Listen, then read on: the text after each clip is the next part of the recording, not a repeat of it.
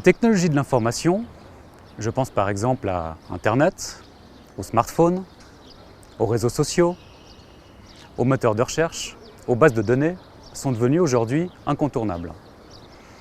Elles sont nos partenaires pour notre travail, pour nos loisirs, pour communiquer avec nos amis, avec notre famille, avec notre tendre moitié, pour obtenir de l'information sur des événements culturels, sur des activités sportives, de façon générale, de l'information sur tous les sujets, des sujets généraux ou bien des sujets ultra spécialisés. Vous en avez assez de faire la queue au supermarché? Moi aussi.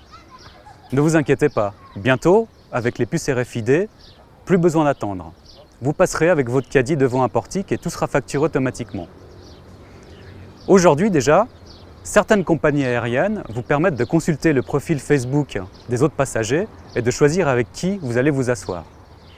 Le début de belles rencontres ou d'une belle histoire d'amour? Peut-être. Seulement voilà, ces outils, les actuels comme les futurs, laissent des traces sur nos activités quotidiennes. Par exemple, à chaque fois que nous utilisons une carte, des données sont transmises et laissent une trace de notre passage. Les technologies de l'information divulguent ce qu'on aime, ce qu'on n'aime pas, ce qu'on voudrait faire, ne pas faire, nos goûts musicaux, nos films préférés, nos activités politiques, etc., etc. Et ces traces ont une valeur considérable. Grâce à elles, les géants de l'Internet, les systèmes de fidélité des grands distributeurs, les réseaux sociaux et toute plateforme ou société qui collecte de manière systématique les données de ses clients et utilisateurs est désormais capable de fabriquer des profils de personnalité. Vous achetez souvent des yogourts allégés à la banane, on va vous proposer des yogourts allégés à la vanille. Vous faites souvent des recherches sur des sites de tourisme. Quand vous allez taper Égypte sur votre moteur de recherche préféré, on vous donnera les lieux touristiques d'intérêt plutôt que les dernières dépêches sur les émeutes. Pourquoi pas? C'est bien pratique après tout, de se voir délivrer les informations qui nous concernent. Toutefois, par son profil d'utilisateur ou de consommation, il y a un risque de discrimination. Pire encore, que se passerait-il si les données de consommation étaient accessibles aux assurances maladie? Et si votre employeur avait accès à la liste des sites internet que vous visitez chez vous?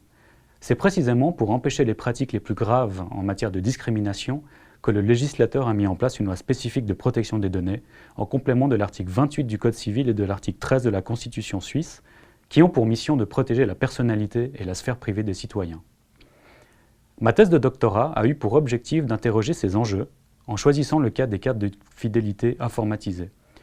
Pourquoi elles, et pas Internet, ou des technologies plus poussées comme les puces RFID? Les cartes de fidélité présentaient plusieurs avantages. D'abord, je voulais mener une sociologie du quotidien et du banal, plus pertinente que de formuler des spéculations sur des applications à venir et faire une sorte de futurologie. Les cartes de fidélité avaient l'avantage certain d'exister, d'être utilisées depuis plus de 15 ans et d'être banalisées. Ensuite, l'accès au terrain était plus réaliste. Les entrailles des entreprises commerciales qui proposent ces cartes sont plus accessibles que les géants de l'Internet comme Facebook ou Google. Grâce à ce choix empirique, j'ai pu observer les usages des cartes de fidélité tant au niveau des entreprises qu'au niveau des usagers. Une fois que les liens de confiance étaient établis avec les entreprises, j'ai pu mener mes observations dans les magasins, par exemple, derrière les caisses, comme ici, derrière les services clients, dans les points de vente, dans des centres de formation pour responsables de vente ou dans des centres d'appel.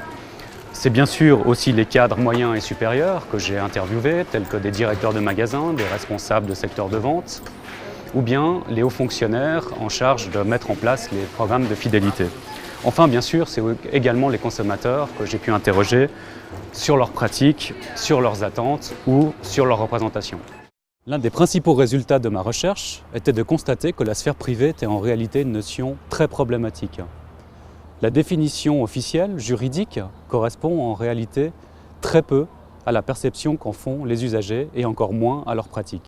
En effet, la problématique de la sphère privée ne peut pas être limitée à l'image d'un individu qui serait entouré d'une bulle informationnelle qu'il faudrait protéger face à des intrusions potentielles de l'État ou d'entreprises privées. À vouloir trop se focaliser sur la problématique de la sphère privée, on risque de faire l'impasse sur les vrais problèmes, les rapports complexes entre l'information et le pouvoir. C'est précisément ces rapports que j'ai voulu étudier dans ma thèse et qui seront au centre de l'argumentation dans mon livre « Surveiller et récompenser ». Aujourd'hui, les analyses de données qui sont faites par des techniques dites de data mining permettent de dégager une information très sensible sur la base d'informations qui sont perçues pourtant comme extrêmement banales de la part des utilisateurs. Par exemple, une personne qui achète des épices de viande dans un supermarché mais jamais de viande ni d'alcool a de grandes chances d'être classé dans une catégorie musulman. Fait avéré, un grand distributeur américain reconnaissait les femmes enceintes sur la base d'achats tels que coton-tige ou du savon sans odeur et a adressé une publicité ciblée à une jeune fille de 16 ans pour des couches-culottes et des poussettes, ce qui n'a pas beaucoup plu à son père, qui n'était pas au courant de l'heureux événement à venir. La caractéristique la plus saillante, aujourd'hui, est la tendance des utilisateurs de nouvelles technologies de livrer de plein gré des données personnelles à des sociétés commerciales qui en tirent un profit parfois considérable. On pense bien sûr à Facebook et à son fondateur multimilliardaire, Mark Zuckerberg, qui justement cherche à nous convaincre que la sphère privée, c'est du passé. Ou encore Google, dont l'ancien PDG, Eric Schmidt, nous explique que si on a quelque chose à se reprocher, on ne devrait avant tout ne pas le faire. Ces affirmations sont des déclarations de pouvoir considérables. En réponse, du côté des utilisateurs, on entend le plus souvent l'affirmation « je n'ai rien à cacher ». Mon étude n'a pas fait exception. C'est un argument que j'ai entendu tout du long de mes entretiens avec les consommateurs. Est-ce vrai? N'a-t-on réellement rien à cacher, par exemple à son futur employeur? Pourquoi ne pas montrer notre fiche de salaire à nos voisins, ou le relevé de notre compte en banque, ou encore notre linge sale alors?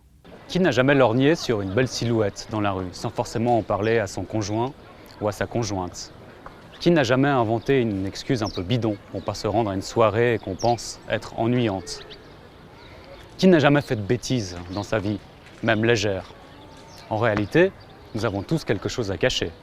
Et il en va d'ailleurs de la liberté des citoyens de pouvoir dissimuler certaines de leurs activités. En réalité, l'équilibre de la société se base bien sûr sur la communication, mais aussi sur le droit à la dissimulation.